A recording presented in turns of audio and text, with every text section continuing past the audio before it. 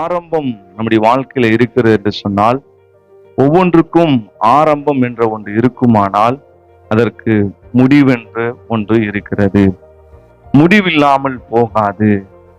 இந்த காரியம் எப்படி முடியுமோ என்று கூட நாம் நிறைய நேரங்களில் பயப்படலாம். ஒரு காரியத்தை துவங்கிவிட்டு அந்த காரியத்தை எப்படி முடிக்க வேண்டும் என்று சொல்லி கூட நாம் யோசிக்கலாம். ஆனால் ஆண்டவராகிய இயேசு கிறிஸ்து அவர் முடிந்தது என்று சொன்னார். ஏனென்று சொன்னால் அவர் அதை ஆரம்பித்தார், அவரே அதை முடித்தார். நாம் ஒன்று தெரிந்து கொள்ள வேண்டும். நம்முடைய வாழ்க்கையை கூட தேவ சமூகத்தில் ஒப்பு கொடுக்கும் போது அவர் ஆரம்பித்ததை அவர் முடிப்பார். நாம் ஆரம்பித்திருப்போம் என்று சொன்னால், சுயமாக நாம் செயல்பட்டு இருப்போம் என்று சொன்னால் அதை நாம் தான் முடிக்க வேண்டும். இல்லை என்று சொன்னால் நாம் அதிலே போராட்டங்களும் தவிப்பும் சஞ்சலமும் பாடுகளும் நிறைந்துவிடும். ஆண்டவராகிய இயேசு கிறிஸ்துவே அவருடைய வாழ்க்கையில அவர் கடைசி நேரத்துல சொல்றாரு, ஆண்டவரே, இந்த பாத்திரம் என்னை விட்டு நீங்க கூடுமானால் நீங்கட்டும்.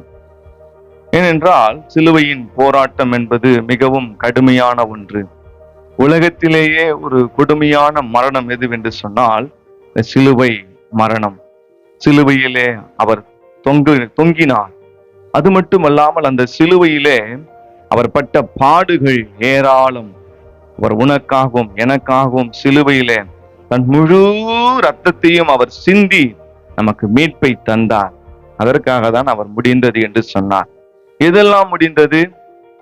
உங்களுடைய பாவ வாழ்க்கைக்கான விமோச்சனத்தை அவர் தந்து உன் பாவ நிவர்த்தியை அவர் செய்து முடித்தார். உன் சாபத்தை எல்லாம் அவர் நீக்கி அவர் முடிவை உண்டு பண்ணினார். நீ பலி செலுத்த வேண்டியது அல்ல, கிறிஸ்துவே பலியாக மாறினார்.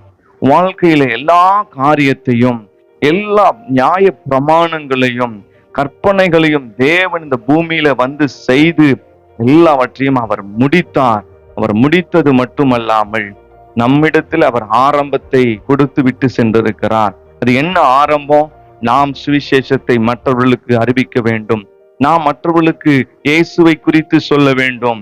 இயேசுவினுடைய பிறப்பு, இயேசுவினுடைய வாழ்வு எப்படி இருந்தது, அவர் எப்படி சிலுவையிலே மரித்தார், அவர் உயிரோடு கூட எழுந்தார் என்பதை அவர் நம்முடைய கையில ஆரம்பித்திருக்கிறார். இது எப்போது முடியும்? ஆண்டவருடைய வருகை வரும்போது அது முடியும். இதற்கும் ஒரு முடிவு உண்டு. இந்த வேத பகுதிக்கு ஆதாரமாக ஒரு சில வசனங்களை நாம் வாசிக்கலாம். யோபு 7ஆம் அதிகாரம் 9வது வசனம், பூமியிலே போராட மனுஷனுக்கு குறிக்கப்பட்ட காலம் உண்டல்லவோ, அவன் நாட்கள் ஒரு கூலிக்காரர் நாட்களை போல இருக்கிறதல்லவோ. ஒரு மனுஷனுடைய வாழ்க்கை எப்படி இருக்கிறது என்று சொல்லி அருமையான யோபு சொல்லுகிறதை நாம் இங்கே பார்க்கிறோம். அது பூமியிலே போராடுகிற மனுஷனுக்கு குறித்து அவனுடைய காலங்கள் ஒரு கூலிக்காரனை போல இருக்கிறதாம். இப்போ பாருங்க, வேதத்துல நமக்கு சொல்லப்படுகிறது, ஒவ்வொரு மனுஷனுடைய வாழ்க்கையிலேயும் ஒவ்வொரு போராட்டங்கள் இருக்கிறது. இதை பார்த்து கொண்டிருக்கிற உங்க வாழ்க்கையில கூட ஒரு போராட்டம் இருக்கலாம். அந்த போராட்டத்திற்கு முடிவு உண்டு. இயேசு அதை மாற்ற வல்லவராய் இருக்கிறார். உங்க கஷ்டத்துக்கு ஒரு முடிவு உண்டு. உங்க பிரச்சனைகளுக்கு ஒரு முடிவு உண்டு. அந்த முடிவை தருகிறவர் ஆண்டவராகிய இயேசு கிறிஸ்து. அவரிடத்துல நீங்கள் கேட்பீர்களானால், அவரிடத்திற்கு திரும்புவீர்களானால், ஆண்டவர் உங்களுடைய வாழ்க்கையில ஒரு முடிவை தர அவர் வல்லமையுள்ளவராயிருக்கிறார்.